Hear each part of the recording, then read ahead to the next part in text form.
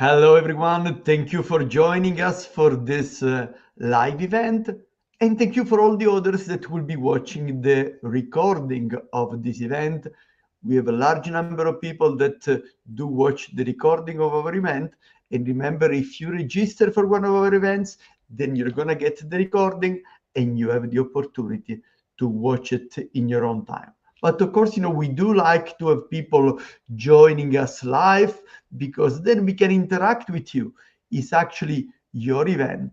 So we want to make sure that you have the opportunity to ask questions, to comment, to do whatever is needed. So, please do let us know from where you're connecting so that, we get to know a bit more our audience. We have already Regina here, loyal participants to our live events. Greeting from Baden in Argao. Fantastic. Thank you also for the wishes, Regina. Regina's done also a couple of the master classes with Owen and I. We will talk in a moment about one of the forthcoming events. And of course, we'll be happy to hear some more about some of the other people that are with us today. Today, we choose a topic which is a bit different than usual, right? Business lesson from contemporary political negotiations. Now, we are not going to talk about politics, that's not our area of competence, but we'll try to analyze what is happening from a negotiation perspective. And we'll be delighted, to reflect together with you a bit more on this topic. Okay, we have Fatma from Tunisia. Hi, Fatma, good to reconnect with you. And after our executive MBA, and we have Julia from Rome. So far, 3 persons from 3 different countries. And of course, we also want to know who is our special guest, probably somebody that you already had the opportunity to meet before. So, Owen, why don't you say a few words about yourself? Well, hi, Giuseppe, and hi to everybody else. Welcome. Good afternoon. It's a pleasure to be with you. My name is Owen Darbishire. I was a tenured professor at Oxford for close to 30 years. I still work at Oxford. I continue to direct the Oxford program on negotiations. I do a lot of work with Giuseppe and spend a lot of time working with different businesses trying to tackle some of their negotiation challenges. And so it's a pleasure to be able to reflect on some very interesting events that are going on around the world, and to think, are there lessons from this, and how should we reflect upon what's happening and what the implications are from a business standpoint. Yeah, fantastic. Very good. Thank you very much, Owen. By the way, most of you already know me, but my name is Giuseppe. I'm also a professor. I'm a former procurement executive, and I'm leading the company CABL that specializes in negotiation and influencing. Now, if people watch the news, then a substantial part of the news are taken for the time being about what is happening with the Trump administration, because has adopted some tough negotiation with law firms, with university. You probably heard it already in the news today about the conflict with Harvard. Has adopted some radical changes in policy with so many countries around the world about tariffs. I mean, what do you see as the most important elements of this from a negotiating standpoint? Yeah, I mean, I think the starting point that you're making, which is that there is much of what's going on clearly, extends well beyond just negotiations into other areas of public policy, which we're not going to sort of focus on, massively interesting as they are. But I think that the key thing is that for those of us who are deeply interested in negotiations, it's an extraordinary time to sort of view the whirlwind of events and negotiations that are being initiated, and to reflect on the implications of those and the lessons. And I think one of the critical starting points is how the approach of these particular negotiations puts power at the heart, at the centerpiece of the negotiations in a way in which it typically isn't. And it doesn't mean that power isn't a central role it doesn't play a critical role in negotiations. It often does. But it's not, it almost seems that at the moment, power is the be all and the end all of the strategic approach to the negotiations. And you see that, as you rightly say, with respect to the negotiations that have taken place with universities, where there are substantial demands being placed upon the institutions. And in some cases, as with Colombia, those demands actually result almost in they're resulting from threats, they're demands to engage in negotiations, but they're quite one-sided, and where actually an agreement or an accommodation of the administration doesn't result in an agreement. It just results in permission to carry on trying to talk. And that's a very, very different sort of structure to how we would normally see sort of these political negotiations. But given that there are plenty of business organizations who use power in one way or another, it's really important to think about what role they play. But of course, it's not just these sort of negotiations with universities, with law firms, with media outlets. What we've also got going on is negotiations starting up with Iran, and those are again have power as a sort of central backstop. They haven't got very far, so I think there's much less that we will draw from those with Ukraine.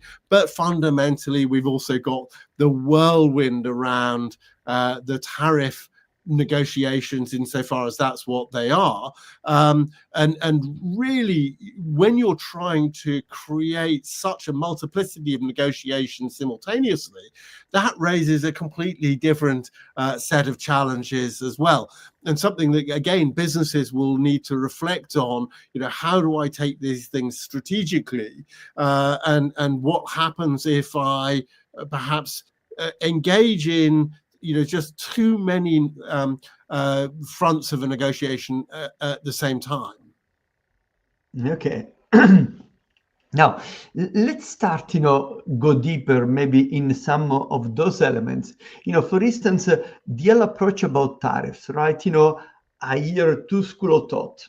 Some people say, well, the objective of tariffs is to bring manufacturing job into the US. And some other people say, well, it's just a negotiation tactic to have some leverage and then, approach the negotiation from a position of strength in order to get something from the different countries. Now, so what does the approach of Trump administration signal about the importance of having clear objectives in negotiation? Yeah, it's a great question, Giuseppe. And I think that having sort of coherence in your approach to the negotiations is a really important dimension that people need to focus on. What are your objectives when you're engaging in a negotiation? And you've already touched on there two of the objectives that you might have. But I think that one of the things that we know is that there are other objectives that have been articulated by the Trump administration. Indeed, they've been articulated by Donald Trump himself. And so one of the sort of the features is that what we've got a lack of coherence, a lack of clarity of objectives. And I think that is not just about different voices within the administration, though it certainly is. It's also probably within Trump himself, where he would like to have conflicting outcomes. There's a sort of an old law, Tinbergen's law in economics, which is you should have one policy tool for each policy objective. And it seems that tariffs are being used to try to achieve multiple objectives. But I think if we take a step back from this, one of the things that we should recognize is that the divisions that are evident within the Trump administration, and you see these spats going on, for example, between Navarro who wants these high levels of tariffs and to and keep them there, versus Elon Musk, who's saying that we should have zero tariffs with Europe. I mean, they're already incredibly low, but let's leave that aside. But you've then got arguments and fights and insults going backwards and forwards. Now, let's take a step back and try and sort of say, is this something that is unique to the Trump administration? Or is this actually common in other organizations as well? And I think one mistake that people often make approaching negotiations is to believe that the other side has a homogenous view, that there are not internal divisions in what is actually sought as an outcome of the negotiations. And that's actually pretty rare. In fact, normally in organizations, there are heterogeneous objectives. People want different things. People from different departments have different goals that they want to see because they have different priorities, and they perceive the world slightly differently. And it's really important then, for both parties in a negotiation to be conscious of this, but to deal with it in a really careful and structured manner. So, prior to engaging in an approach of negotiations, you need to sit down internally and actually work out what your coherent strategy and set of objectives are going to be, because otherwise what happens is that you have incoherence, you have chaos, you have a set of policy descriptions that it's almost impossible for the other party to respond effectively to. And we can come back to whether there is such a thing as a chaos theory of negotiations that will give you an advantage. But I think that the massive conflict that is apparent undermines the ability to negotiate effectively. Now, that also means that from the other party side, you have to recognize that there isn't clarity on the other side of the table, and that sometimes when that becomes manifest, it can give you different routes into trying to make suggested reforms. How can you orient your strategic response to the demands of the other side so that you're seeing what they're you're targeting a policy preference that suits you better? And when you try to make smart trades, that's where you're focusing on. Think of it in a simpler way as well. If you are negotiating across a table with a team on the other side and the team have inconsistent beliefs, then they tend to leak information. They are much weaker in their strategic approach, and they're likely to be much less effective. And so, from both sides of the table, if you want to have effectiveness, you need to sort these issues out prior to the negotiation beginning. Yeah. So which really reminds us, in the business world about the importance of spending enough time into internal alignment before we go. Absolutely. And what I will say is that, my personal views is bring as many people as possible into the internal alignment session so that you get a broader view about what is value inside the company. It doesn't mean that you have to bring all those people at the negotiation table, because you may bring other kind of things, but certainly spending time understanding what is valued. And then, of course, you need to find a way to have a clear objectives. That's right. And maybe, if you are in procurement, you may come up, say, okay, before we do the tender, well, these are going to be our decision criteria. 40% cost, 30% quality, the sustainability, service, whatever, you start indicating which will be the criteria so that, on which basis you're going to make the decision. But you also raised another interesting point about, those different point of views that we have seen, in the communication on the Trump. So, there are significant internal division within the Trump administration. What are some of the lessons that the business can learn from this? Well, Yeah, there is an argument, and I think that sometimes it appears that Donald Trump believes it, which is a sort of a chaos theory of negotiation, which is that it can be incredibly unsettling to the other side if they don't know what is going on, and I think on one level, these dimensions can be unsettling, but that doesn't mean that they lead to an effective value creation at the end of the negotiations. And I think that that's one of the most important things. And I think that your point about preparation is a really sort of critical one, which is that if you don't spend your time most effectively, sort of doing that, then you will be in a weaker position as the negotiations progress over time. Now, sorry, I've just slightly lost my train of thought there. One of the sort of the dimensions that we've seen with the administration has been a yo-yoing of demands. At the moment, it's one set of demands, then it's another set of demands. Now, this means that if you want to engage in some rational problem solving, because you recognize that what you're trying to do in the negotiation is not simply to quote win, that the negotiations shouldn't be thought of as win-lose situations, but they're actually situations where there are huge opportunities to create additional value for both parties, then you actually need to have that higher level of coherence. And that means that you've got to understand both on your side and their side what those consistent objectives actually are, because it's that enables you to engage in smart trades.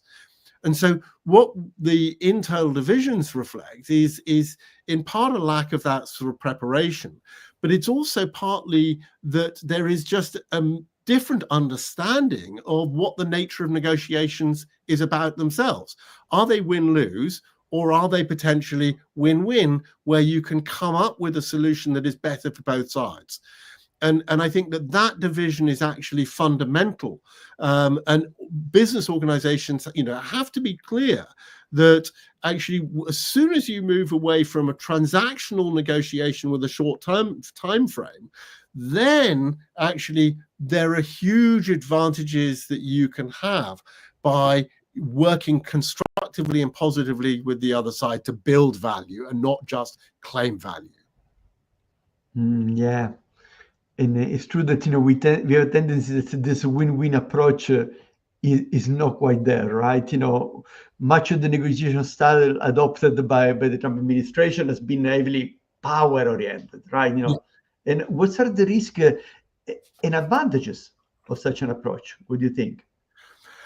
I mean, I think that in at least sort of the short term, the advantages might be that sometimes you're going to make parties concede very quickly, and we've seen that with sort of apparently with Columbia University, we've seen it with a number of media outlets, a number of law firms, and the power structure, the power approach can be very unsettling. Right, there can be very high costs with not, acceding to the demands of the party that's making them. In this case, the Trump administration. So it can lead people to making concessions that they don't feel comfortable with, they wouldn't want to do. Those threats can have sort of big positive gains, at least in the short term and in a transactional way. But what are those approaches about? Well, firstly, it's very much a win-lose sort of conception of what the interaction is about. The second thing is, I think we've got to distinguish between making an agreement and the longer-term implementation. Now, for most businesses, right, reaching a contract is not the goal. Right? It is, it's a step along the path that you are going to have in interacting with the other party. Ideally, in many cases, what you want to be doing is saying, right, let's reach an agreement so that we can put that in the desk drawer, and we're now going to work to implement this over a longer period of time. Because, if you reach an agreement under duress, what are you doing? Well, you're not necessarily working to implement that as actually agreed. You're looking all the time for a way in which you can exit this. It might not be now, it might not be in 2 years' time, but it might be in 3 or 4 years' time when you've built up alternatives. And so anybody who approaches a business negotiation or others, be very careful what time frame you're actually orienting yourself around. I guess. And the next point would be that, the reputation that you can get can have, significant impacts. So, the research in negotiation shows that for businesses and others, if you have a reputation of being a really tough negotiator, actually, what does this result in? It might result in sometimes people making more concessions to you, but what it generally does is it leads people to adopting a harder approach in their negotiations with you. Now, that reputation can be independent of what your actual actions are, but if you've got that reputation of being aggressive, other people will respond in that way. The next thing is that you can then find that there's increased resistance, if you like. So we see this with a range of law firms, Hale and Dorr and others. We see this with Harvard and Princeton. But most fundamentally, what you see this is with China. And so what we've had is an extraordinary escalation such that these things become sort of, meaningless. So then you find these very... you find the backing down from elements of what you've just imposed. You cease to have a view of invincibility, and sometimes it's the illusion of invincibility that is at the heart of people's sort of, power approach. But the real danger is that if you're a power-oriented negotiator where ego plays a very central role to your negotiations, then it's incredibly difficult to back down from an escalation. And if both parties are escalating, you can get into an incredibly damaging situation. And I think that you see all of that playing out. You see the reputational side moving beyond just the negotiation to what's happening in bond markets and currency markets, but you see it with respect to the Chinese negotiation. And just one more thing, which is that if you start to have negotiations which focus on one particular area, because you think this is my advantage with this particular company that I'm negotiating with now, well, is that the only interaction you have with that other company? Or do you actually have multiple interactions with that company? And if so, how does my power approach negotiation in this area negatively impact my ability to engage positively elsewhere? So with China, that's, negotiations over Taiwan, negotiations over fentanyl, negotiations over AI. I don't know, whatever else it happens to be. The money in the bonds, in American bonds. Undermines other negotiations, and it undermines that positive interaction you have. Yeah. Just let me bring a couple of, all your comments made me think about a couple of elements from my experience. One is there may be also an element of cultural difference, right? Because if you look, typically, the American company tend to negotiate to have a contract. And the Asian company are more likely, to focus on the relationship.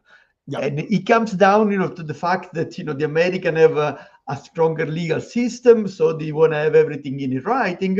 And in other countries where the legal system is less strong, the people rely more on the relationship to make things work. So that's maybe one of the things also that may be leading, to a certain way to push things, and then, to have everything in writing, force people to have something in writing without spending enough time of doing it in a way that builds the relationship and makes people go. I think you're absolutely right, but I think that there is sort of, in one sense, I'll take your cultural point a little bit sort of, further. It becomes a norm within, which is what we mean by culture. It becomes a norm within particular countries to have, or particular industries to have particular types of interaction. And I think, the lessons have been learned with respect to managing the supply chain in the US over the last 30 years. There was a history where in the auto industry and elsewhere, the relationship with suppliers was incredibly transactional. It was short-term contracts. It was drive the cost down. It was much more power-oriented. And what were some of the lessons associated with that? The lessons were that suppliers invested less because they didn't have the confidence over the longer term. They never knew what their profits were going to be. Cost pressures were pushed down onto them. There were adverse consequences within the industry. So in other words, if you take that short-term power-based approach, I think even within the US or Britain as well had that, you don't manage things as effectively over the longer term as you would do otherwise. So I think that business lesson was to a certain extent learned. But I think that you're right that it looks very different in different countries. But there are lots of important lessons that can be learned in most countries by observing the outcomes elsewhere. Yeah. And by the way, I remember I had a chart which indicated, how Japanese car manufacturer and American car manufacturer approach negotiation with supplier in different way, right? Where the short-term approach of the American negotiator, right, which was more like a year-on-year price negotiation, was leading to a nominal price decrease, while the Japanese, which were taking a longer term and broader perspective, ended up having, really step decrease in their cost and ended up, being much more competitive and becoming, the lead player in the automotive industry. Another thing that comes into my mind in terms of business thing is, we talked about the negative elements of the power-based approach. Another business example, about 10 years ago, Philips, the electronics company, right, decided to have a very aggressive approach to negotiation with suppliers. And one of the outcomes is that supplier ended up going to competitors with their innovation.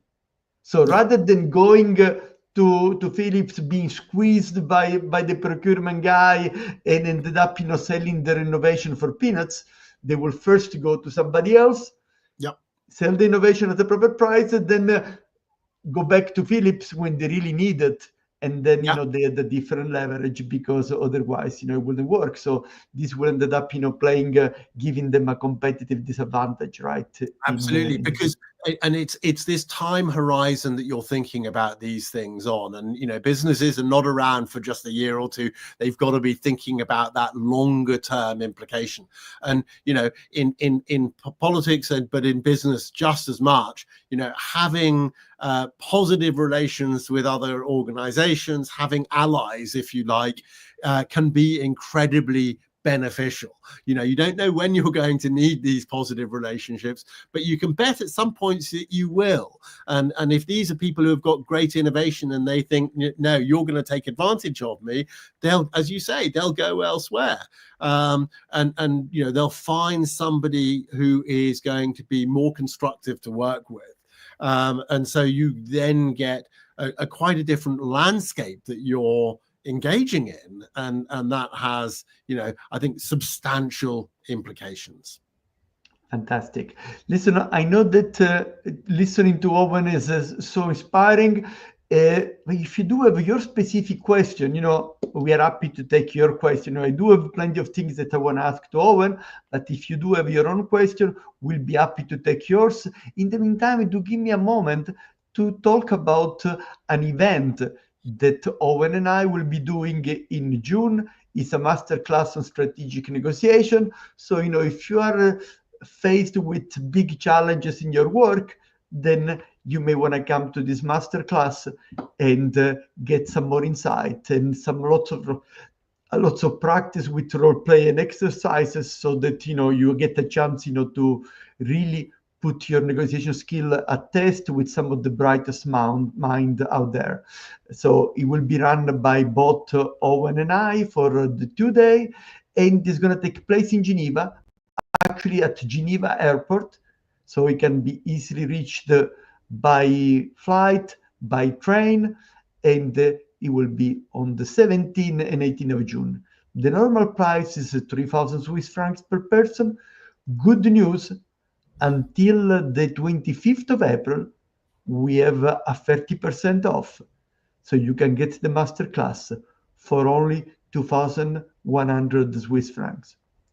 So if you're interested to continue the learning journey with us, then do let us know. By the way, if you say, oh, well, I would love to learn some more, but I'm very far away from Geneva and or I've already another commitment on the 17 or 18, then good news, we also have a virtual program where there are 10 members of the CABL faculty, and Owen, of course, is one of them. And each of the experts talks about one of the subjects of expertise. Is an ongoing virtual program. The next session is the 12th of May, but it's going to go on for a year. So if you're interested to learn more about negotiation and influencing, you can also check our high performance negotiation and influencing program. So physical in Geneva, the 17th and 18th of June, virtual on an ongoing basis. You have the links to both events. Now, let's go back to the question, because an important implication of what you just mentioned is the importance of reputation, relationship, trust to successfully implement agreements. So how should business think about this? Well, I mean, the first thing is that relationships matter hugely, right? People do business with people that they like, to a large extent. Now, let's not, sort of push that over the limit, and people do business with people that they don't like as well. But if you've got a choice, and where you've got a choice, what your relationship is with another party makes a substantial difference. But it makes a substantial difference in multiple different ways, right? Actually, one of the key ways that having a sort of a positive relationship works well is that what you're trying to do in a business negotiation is you're trying to problem solve so that you can find an agreement that actually is more beneficial for both parties. In other words, there's the opportunity to create value. Now, if you have a poor relationship, if you have very little trust with the other side, then what is the chance that you are going to share information about what matters most to you, about what possible solutions are? You won't do that. You'll become incredibly defensive.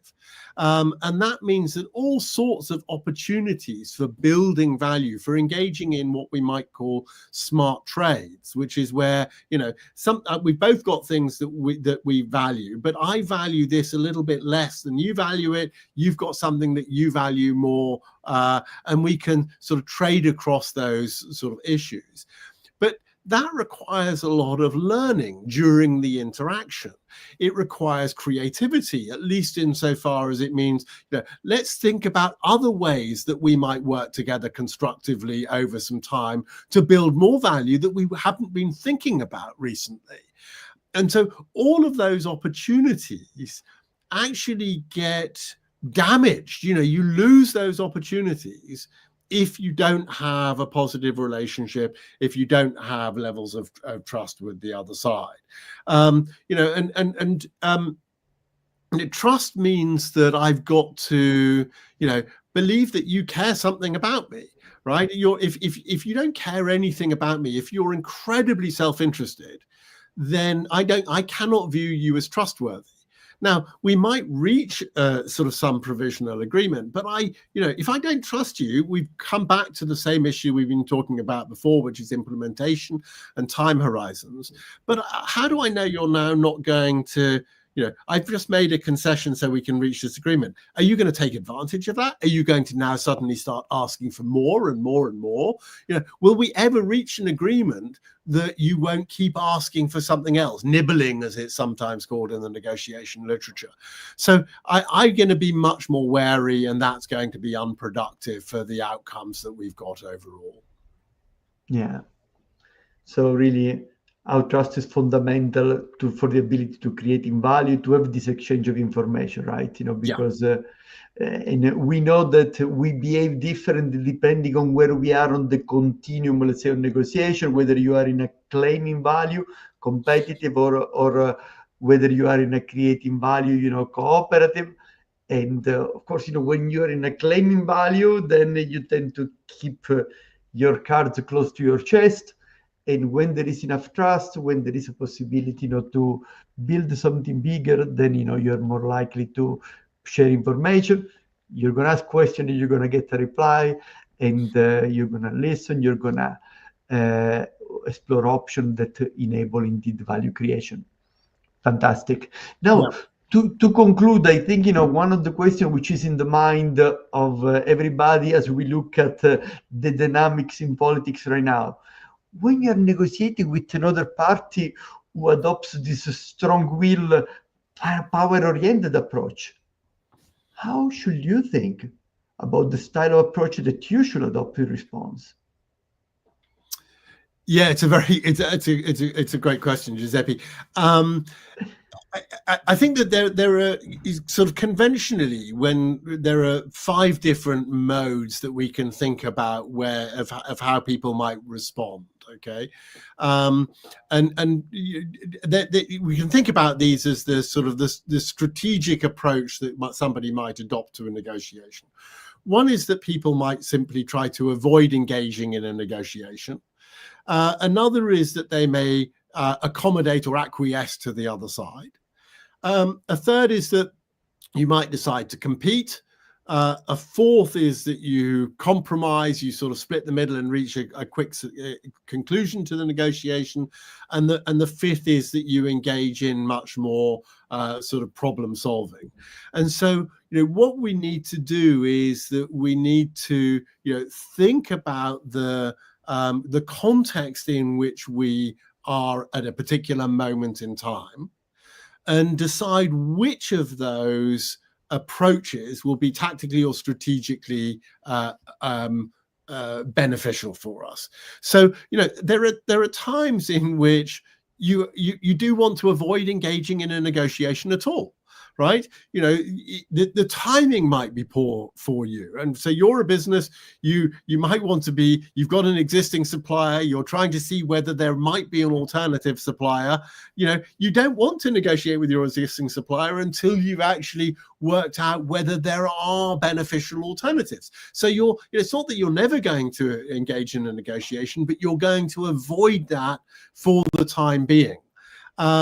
There are times in which actually something may be relatively unimportant for you, or again, you to a certain extent, you're buying time, which is that you're going to accommodate, at least for the moment, in order to postpone a degree of conflict that you don't want, particularly if the other side, as you've asked, is using a very power-oriented approach. I may be delaying, not by avoiding. If I can't avoid, if I can accommodate, and I can accommodate for a period of time while I develop an alternative strategy.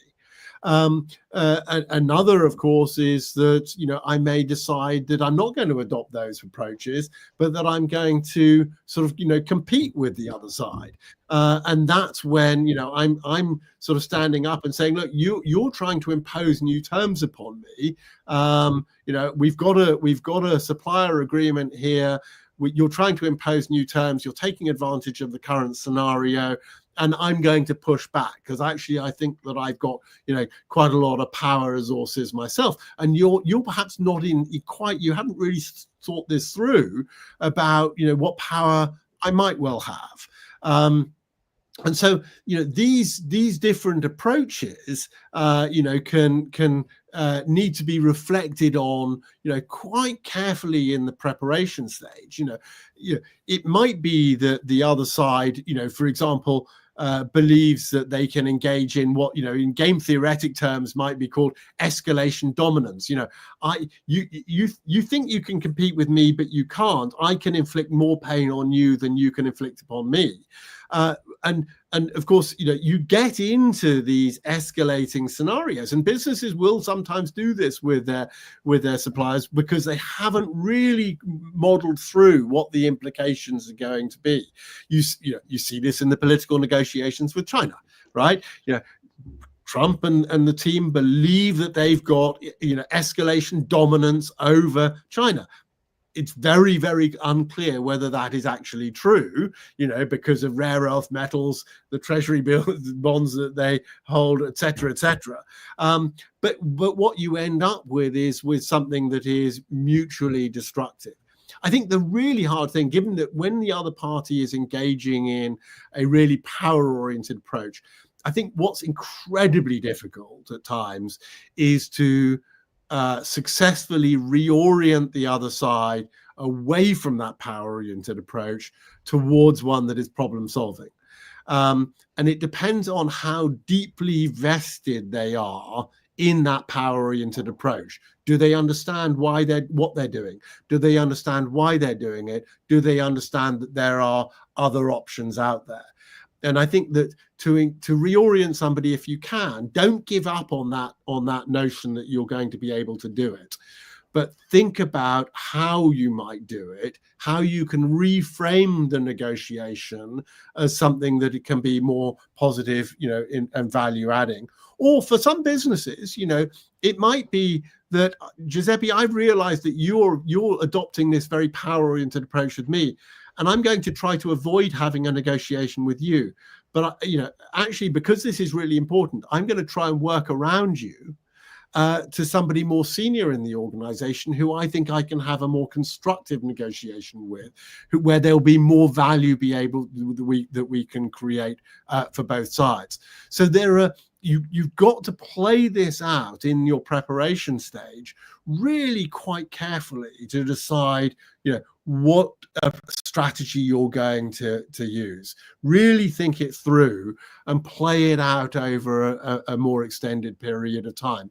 As you might shift, we're going to avoid now in order that we can take these other steps so that we are in a better position to, maybe it's compete, maybe it's to problem solve, and what path will we move on to as a bit further down the line. Yeah. And maybe, to conclude, if I go back to the business thing, you tried asking questions, you tried reframing, you tried to identify, some of the hidden needs, and nothing seemed to work. Then there may be a moment where you may have simply to decide, that you're going to walk out. Yeah. And if you do it, maybe don't make threats, just highlight consequences. I wouldn't say I'm going to kick you out from my supply basis. Okay, if we're not able to reach an agreement, I think, we both know that I have to work with you for the next year, but we also know that, we're going to qualify somebody else, and this may have an impact on our future business. So, just highlighting the natural consequence rather than making a personal threat. So if you're not able to close the deal, never slam the door. Say, I guess, we are not going to be able to close it today. Maybe we reconvene. You have my telephone number. Let's see whether we are able to find a better solution in the near future. Yeah, and I think that sort of, two ways of thinking about that are, one, you always want to build somebody a golden bridge, as William Ury has sort of, called it. Build them that bridge so that they can come on side with you and you can do something positive. And the other is when you sort of think about, ego, we've all got egos. We all care about our reputations as negotiators, and if you can realize that that's true for the person on the other side of the table. And at times, what are you putting first? Are you putting the agreement first, or are you putting your ego first? So, can I, quote, write the other side's victory speech? Can I help them be able to present this in a really positive light? And if you can do that, then you make it easier to move towards a different approach in the negotiation. So you've always got to start thinking about, not the approach you're going to take to escalate this, but the approach that you're going to take to build something that is more effective. Fantastic. With those wise words, Then, I want to thank you, Owen, for this very rich discussion. I want to remind people that if you want to listen some more from Owen and I, then we are doing a masterclass in Geneva, the 17th and 18th of June, strategic negotiation. If you cannot be in Geneva with us the 17th and 18th of June, Owen, I, and 8 other senior expert in negotiation and influencing are running a program called High Performance Negotiation and Influencing. That's a virtual program, one module every month until April of next year. So do take the opportunity to check also this virtual program. And thank you very much to all the people that join us live and the ones that are listening to this recording, and look forward to reconnect with you soon for our next live event. All the very best. Thank you. Thank you very much.